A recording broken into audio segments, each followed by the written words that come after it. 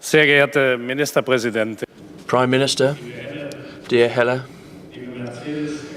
dear Mercedes, ladies and gentlemen, it's a great pleasure to be here with you today.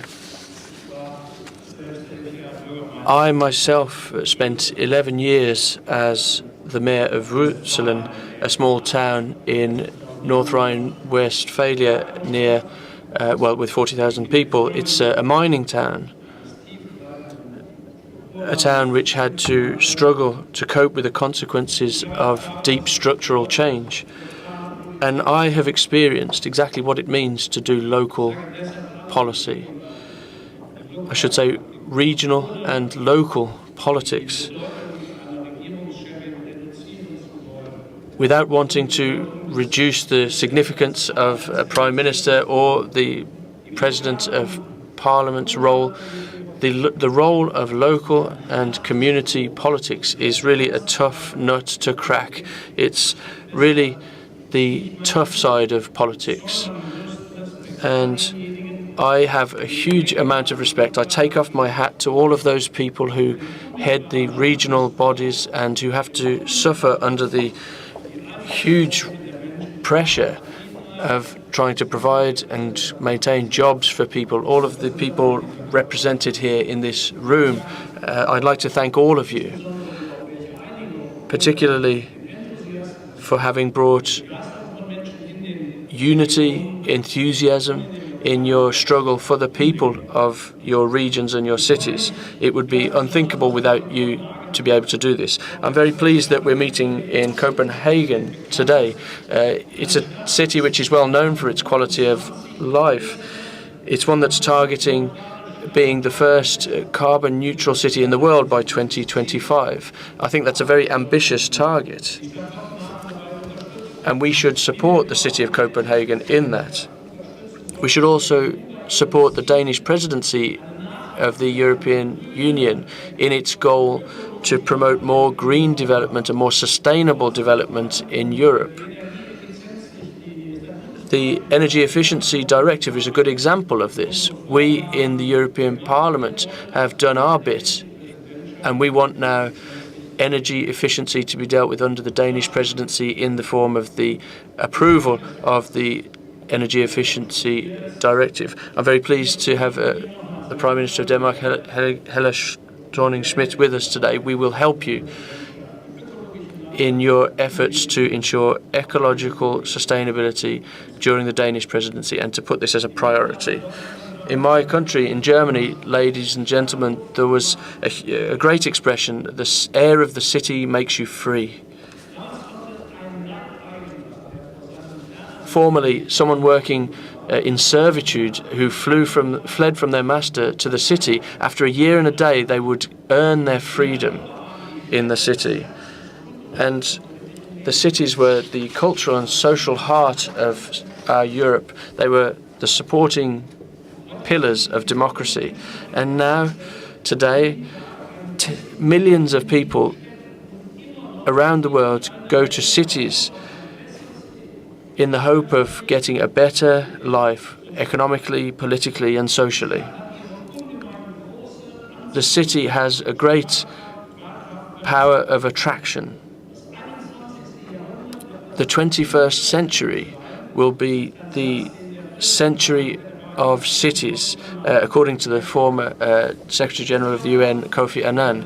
By 2050, ladies and gentlemen, 80% of the world's population will live in cities.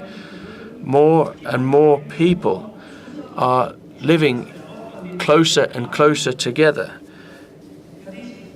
The areas of the city are becoming more dense, and more than ever before, cities are coping with demographic change, young and dynamic cities and regions and rural areas which are becoming older.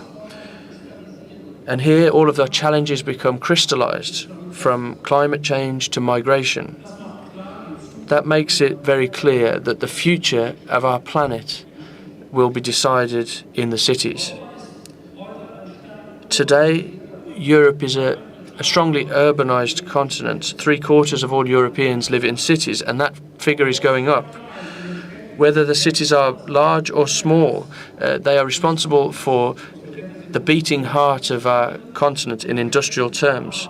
Our cities have to be these innovation centres, but they also have to satisfy the basic needs of the people, their needs for jobs, accommodation, good schools, good medical care, clean water, safe and reliable transport, and energy provision. In German, we have a special word meaning utilities that covers all of these basic needs. And equal and open access to these official public utilities, as far as I'm concerned, is a basic right of all European citizens. Open and free access to public services is the cornerstone of our European social model. The task of the European Union has to be to set in place appropriate standards and to guarantee these standards so that good public services can be the expression of European citizenship and all of the rights that go hand in hand with that.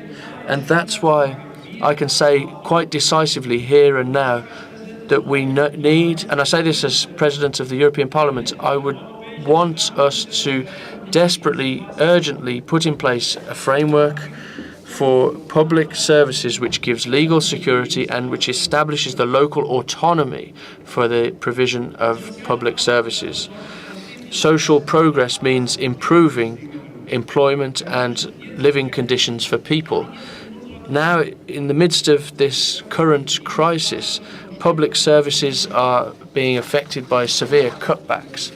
Social provisions are being stripped back. The swimming pool that's being closed, the library that can't buy any more books, the tunnel that can't be finished. The cities and the regions are having to cope with a huge pressure to save money. They have to complete more tasks because the social pressure is increasing, but they have to do it with less money because the budgets are being stripped back. If you take these challenges together, the increasing social pressure and the limited budgets,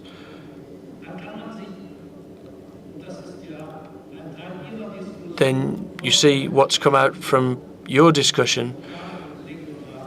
You see exactly the pressure that regional and local politicians face. Over the course of industrialization, ladies and gentlemen, urbanization took place on the basis of what appeared to be unlimited energy. The construction of cities, planning of traffic, provision of energy was all done on the basis of cheap oil, on easily accessible coal and petrol. Now, with the backdrop of climate change, the increasing scarcity of resources, cities now have to continue to satisfy the needs of the people, but they have to do it without poisoning the water and polluting the air. In order to achieve this, we need a radical reshaping of our societies and our cities. I have said this in my address to the Danish Prime Minister. I think we need more energy efficiency, and I think she's on the right track with that. A further challenge that cities face in times of crisis and globalization, particularly the regions, is the fact that people are facing social exclusion. The unemployed, migrant groups. We need to make sure these people are not excluded from our societies. That is our common task. Cities and regions have to ensure social inclusion so that we can mitigate against this centrifuge action. We can't let big cities have, on the one hand, what we call gentrification. So people who have money can get the best accommodation And on the other side, we have ghettos. People who don't have money continue to be pushed to the margins. If we can't get a handle on that, then our cities will become explosives. We'll see a social explosion that will affect us all. And the task that we all face is extremely complex. We need to promote energy efficiency as well as socially integrated cities. We need sustainability in our development and innovation.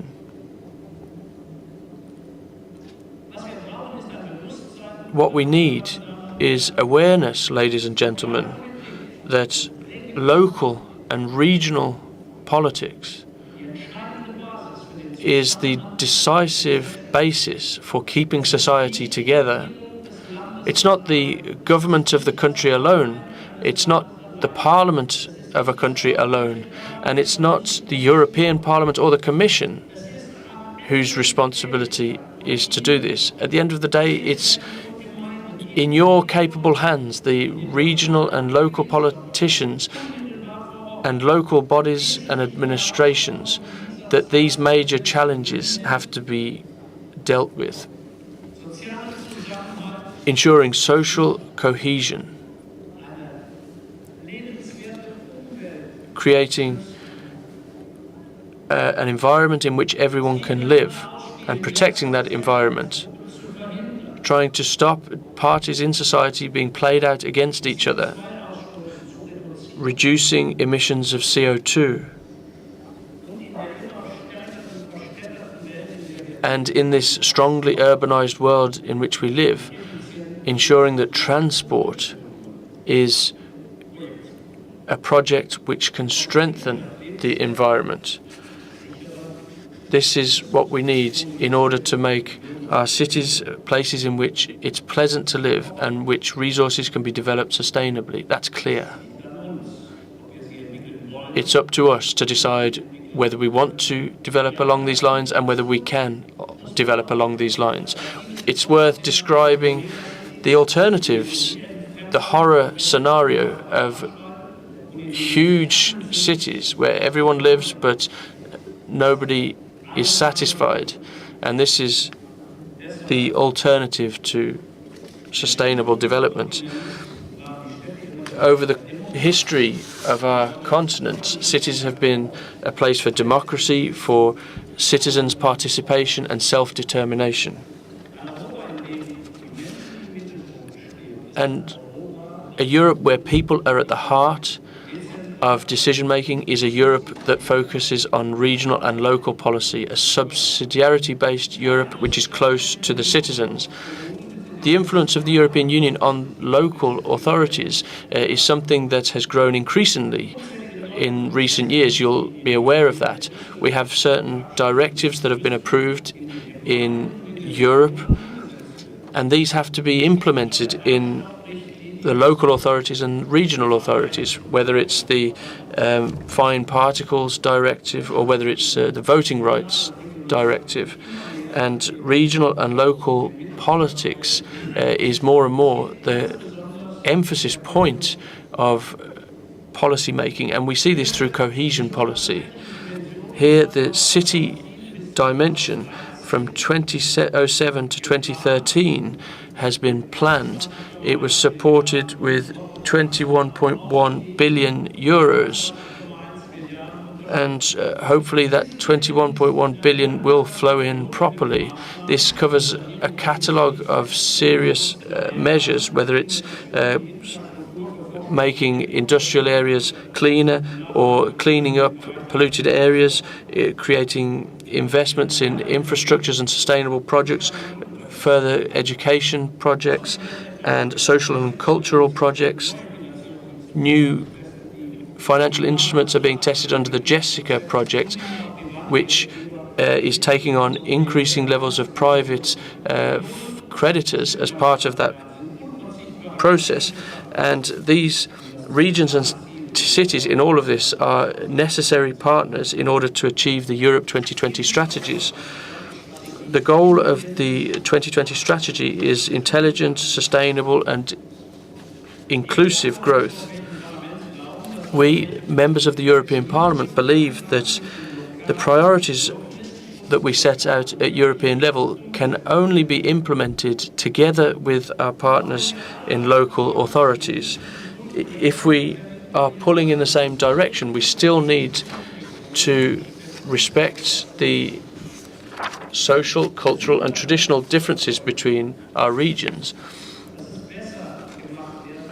I am strongly convinced that we need to do better than we have done to date. We need to strengthen the role of the local, the regional governments and tie them in better with national and supranational levels. It's not from the European Union level that everything can be decided and passed down into the regions of Europe.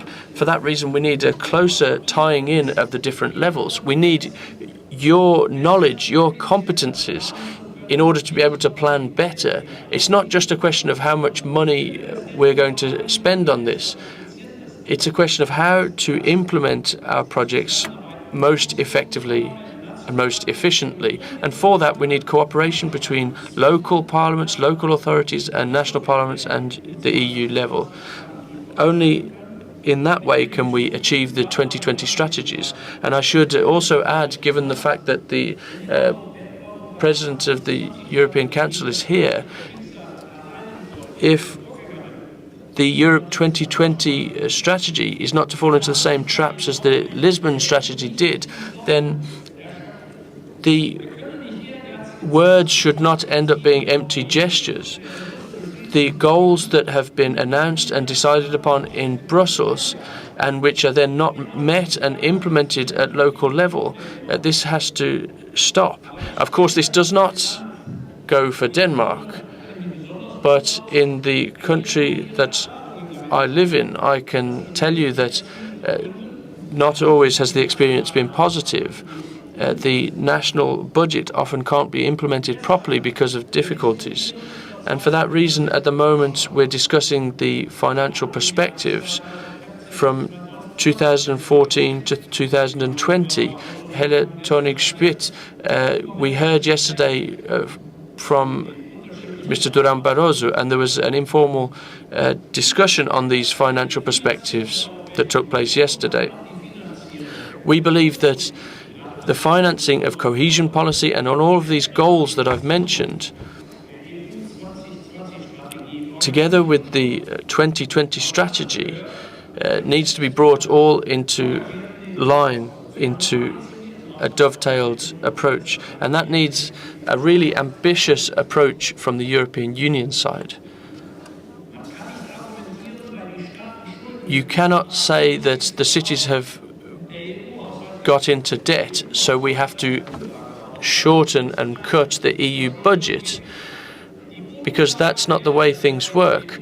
The monies that are stored in the EU budget, I believe, are the best place to coordinate projects for growth and sustainable development. So I think that the heads of state and government of the EU should not be cutting the budgets of the EU. If they do, they'll be cutting their own growth potential.